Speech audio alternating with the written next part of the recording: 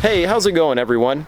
Today I got a new video for you. We are going to be installing a boost gauge on my Audi A4 behind me here. I'm super excited for this install. I've been waiting a long time to do this and we're finally going to do it. I got to talk about why we're doing mods to the Audi and what kind of the end goal is right now.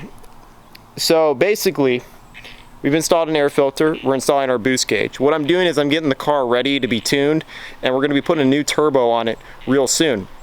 So please stay tuned for those videos.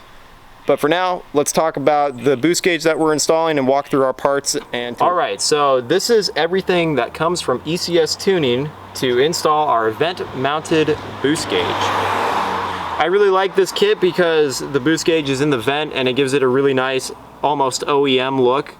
And the lights on the boost gauge are going to match the lights on my dashboard, which is going to be awesome. So obviously we get our boost gauge in our vent.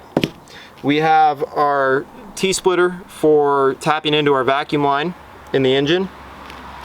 We have our solenoid or sending unit for the boost gauge. This is going to measure our boost pressure and send it to our gauge. And then we have our power cable here. This is essentially going to get tapped into there's a terminal under the dashboard, and these green, white, and red are going to be tapped into the positive side of the under the dashboard, and then black is our ground, and that's going to be attached next to the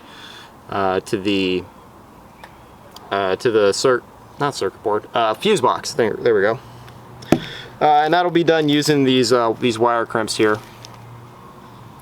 Alright, so this isn't going to be exactly a how-to install video, but I will be putting up some text on the screen saying what step I am on the install, and I'll try and record everything that's happening. So if you want to try and follow along, please do. Otherwise, just enjoy the video.